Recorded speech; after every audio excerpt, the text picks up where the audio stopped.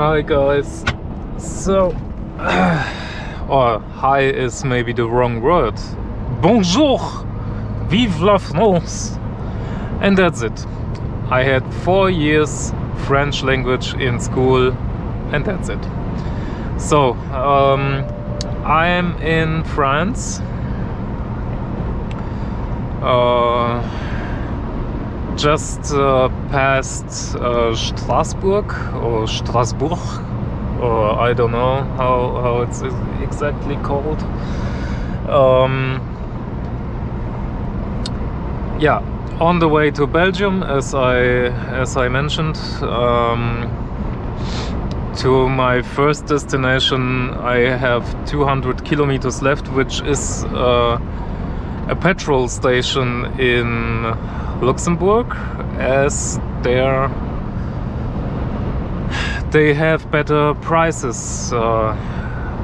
so the diesel is cheaper, and that's it. That's why I want to fill up my tanks there.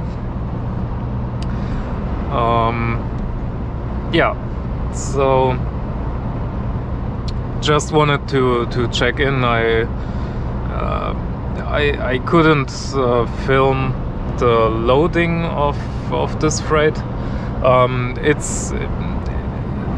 It's not really spectacular, also because it's just boxes. It's just wooden boxes, and it's a load for a museum. It goes to the Design Museum in Ghent, Belgium, and there's nothing really to see there. It's just wooden boxes with some, I don't know, some things typed on there, and that's it. Yeah, so maybe I can show a picture or something. I don't know. As I'm driving through 4 countries today, I'm coming from Germany, driving through France, then Luxembourg, and then Belgium. It's kind of interesting because every of these countries has another toll system or road payment system. Don't know how you want to call it. In Germany, I mentioned it already, we have the sensor. Well, the sensor is down there, and that's just a computer to it. And then it's booked automatically. In France, you have toll booths, like I don't know, like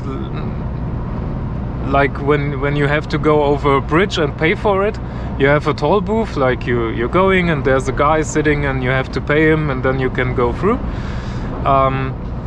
They have things like these. In fact, one is coming up, so that's why I started my video here, so you can see this.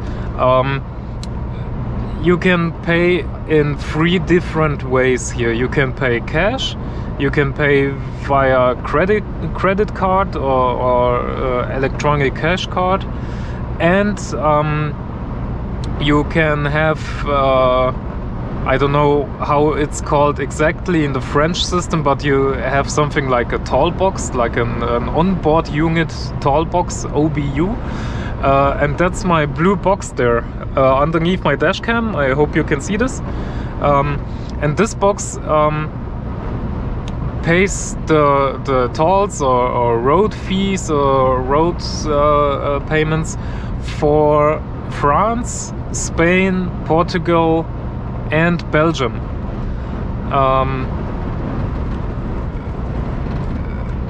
And it's doing it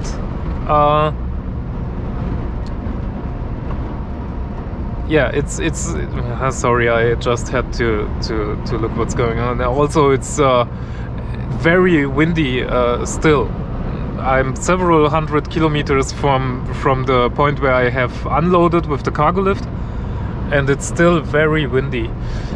Yeah, so the systems are different. Like in Belgium, you have you either have this box, or there are from the Belgium systems, you have to drive off to a rest area, and there are like computers standing when you where you go with your credit card,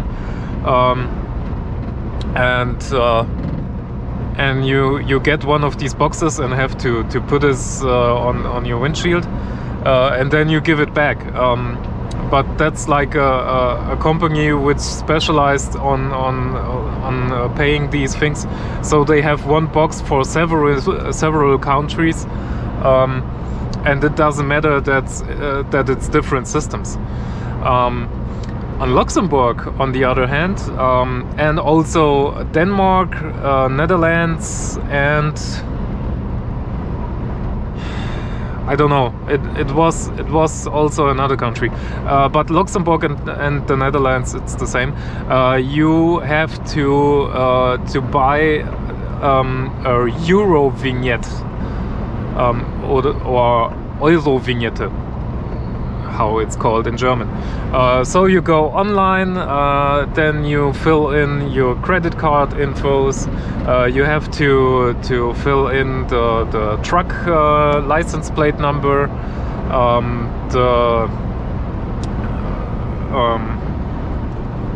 the Euro norm of the trucks. So whether like the emission classification which the truck has, and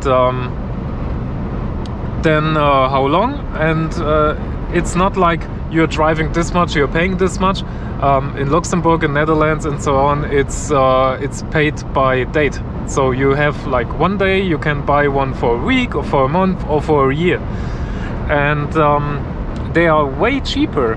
I think the Euro vignette for 1 year is about 1,300 or maybe even 1,500 euros, and then you can drive a whole year in Luxembourg, Netherlands, Denmark, and there was another country, but doesn't matter. 1,500 euro. That's what I pay in a month in Germany. Yeah, but somehow they have managed to have better streets in Netherlands and so on. So yeah, crazy. So I bought the Luxembourg, the Euro vignette. I bought it today and bought it for 2 days, as I'm pretty sure I will be driving home through Netherlands tomorrow. So I have it today and tomorrow, and that's it. For France, I have the box, and I can just drive through the toll booth. And in Belgium, it's the sensor technology, which also goes over the OBU, the onboard unit box. And yeah, that's like a few sentences to explanation of the different toll systems in different countries. We should be approaching the next one in several, I don't know, seconds, minutes. It's not far away. So you can see it's also beeping every time, like beep, then goes the thing, and I can drive through.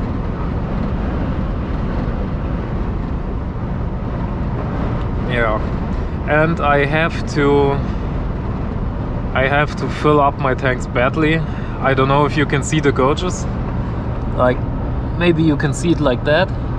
So I've driven 3,645 kilometers since my last fill up, as I reset the onboard computer every fill up. My average fuel consumption was 23.64 liters per 100 kilometer, which is pretty good actually. Well, the Scanias are known for their very good fuel consumption,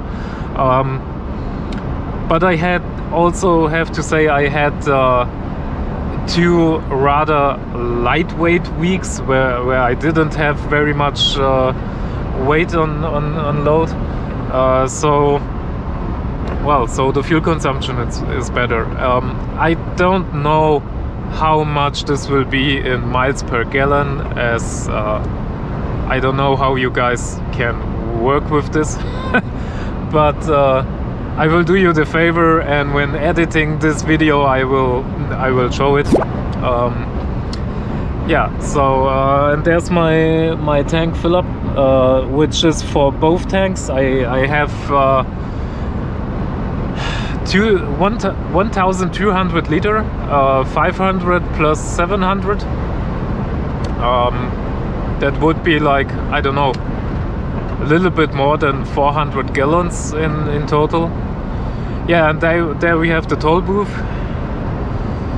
so you can see this.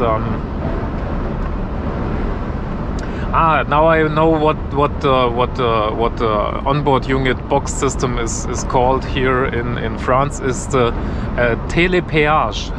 Péage is like the payment, and tele, that it's via, I don't know, radio frequency, I don't know.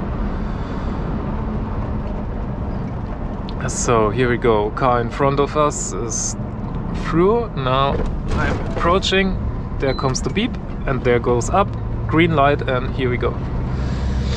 Yeah, if I hadn't this, I would have to take one of the other lanes, stop, pay for it, and then go through.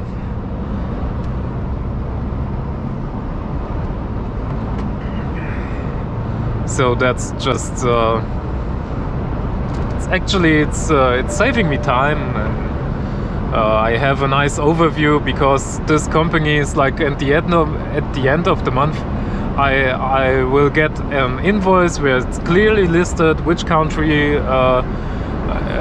which much or how much I had to pay in which country, and that's it. I'm paying this company, and they like spread the money to the countries and so on. So it makes it very much easier for me. And of course I pay a little bit more, like they have a small percentage, like a handling fee, so they make also a little bit of money, but that's okay, that's a good deal. And yeah, so I think I'm going to end this clip here. Maybe I'll check in later. I have to say, yesterday was a really tough one. As I mentioned when I have unloaded, but here's the short story. Someone in the dispatch, not at my dispatch, but at another company's dispatch, made a mistake. And this mistake was the reason for me to have a 17-hour shift yesterday. And you have to know, in our hours of service, the maximum is 15 hours, so I was over 2 hours because I couldn't find a parking spot, which I mentioned a few times that or several times, that is a very big problem in Germany. So well, the thing was this, I had a load, and the place of unloading, like my destination where I had to unload, I was there at 5 in the evening, so 1700 in military time. And there was an appointment for this load, and the appointment was at 10 in the night, so I was like 5 hours too early. And it was forbidden for me to stay on the yard of the company where I had to unload. So yeah, I drove off. I searched for a parking spot, like in the area where the company is located. I found one, then I stood there for several hours, then I went there to unload, and I was done at 11 in the night. 2300 in the night. And that was basically the end of my 15-hour shift, and all the parking spots in the near area at this company were taken. It were just full, and no possibility to park, and I couldn't stay on the yard either, so I had to drive off, and it took me nearly 2 hours to find a spot. And yeah, that was the reason why my night on today was very short. I had like 7 hours. No, actually I had like 6 hours of sleep,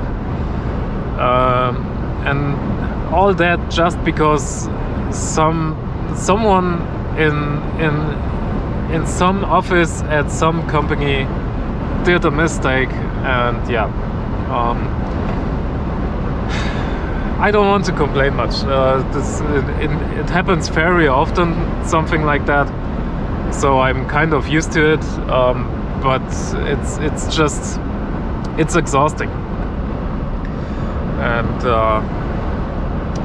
yeah, that shifts my whole week planning like backwards a little bit. So I don't know if I'm going to make it home tomorrow. Tomorrow is Friday. But on the other hand, I have to try, because on Saturday, so the day after tomorrow, I finally get my demo truck, my test truck. And I have to be there to pick it up at 9 in the morning on Saturday, so I have to make it tomorrow evening to home. But this will take me.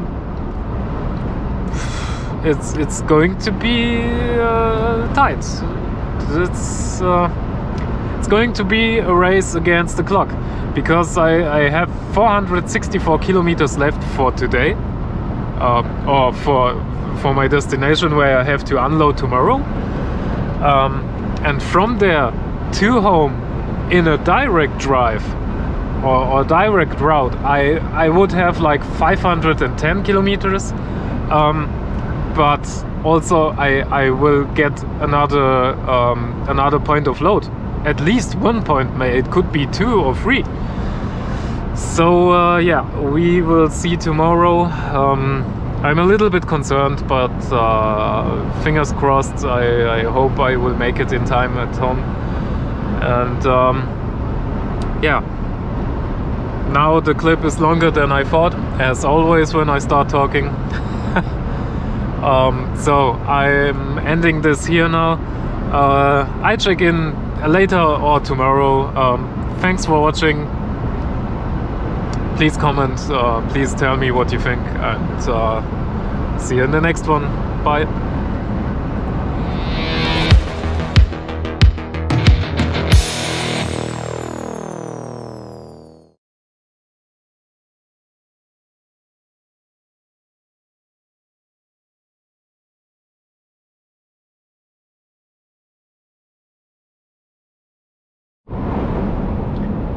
Hi guys, it's me again.